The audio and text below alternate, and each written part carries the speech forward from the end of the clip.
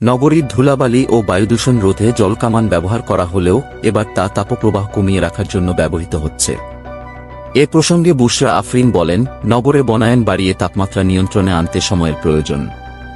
তবে তার জন্য এখন কিছু না করে বসে থাকার মানে নেই। তাই স্বল্প সময়ের জন্য হলেও দ্রুত তাপমাত্রা নিয়ন্ত্রণে জলকামানের মাধ্যমে কৃত্রিম বৃষ্টি তৈরির উদ্যোগ নিয়েছি। এতে গরমে নগরবাসীর ভোগান্তি কিছুটা হলেও কমবে। তিনি বলেন, সিটি কর্পোরেশন যথাসাধ্য চেষ্টা করছে পানীয় জলের সুব্যবস্থা বাড়ানোর জন্য। একই সঙ্গে কুলিং স্পেসের ব্যবস্থা করার চেষ্টা করা হচ্ছে যেন পথচারীরা বিশ্রাম নেওয়ার সুযোগ পান। আমাদের অবশ্যই আরও বেশি করে গাছ লাগাতে হবে এবং পরিবেশ বান্ধব অবকাঠামো নির্মাণে এগিয়ে আসতে হবে।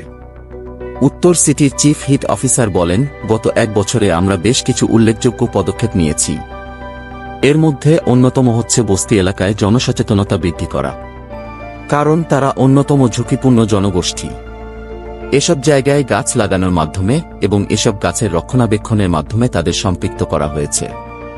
এছাড়া আবহাওয়া অধিদপ্তর সহ বেশ কিছু সরকারি বেসরকারি এবং এনজিওর সঙ্গে আমরা শিগগিরই যুক্ত হয়ে বিভিন্ন কার্যক্রম চালু করতে যাচ্ছি। কল্যাণপুর ও বনানীতে পাইলট প্রজেক্ট হিসেবে আমরা নগর বন তৈরি করতে যাচ্ছি, যা একই সঙ্গে শীতলকরণ, বায়ুদূষণ রোধ এবং মাটির গুণাগুণ বৃদ্ধি করবে।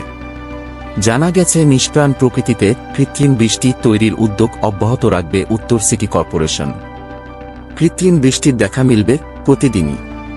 তীব্র দাবদাহে প্রতিদিন সকাল 10টা থেকে শুরু হয়ে বিকেল 4টা পর্যন্ত টানা 6 ঘণ্টা কৃত্রিম বৃষ্টির দেখা পাবে নগরবাসী।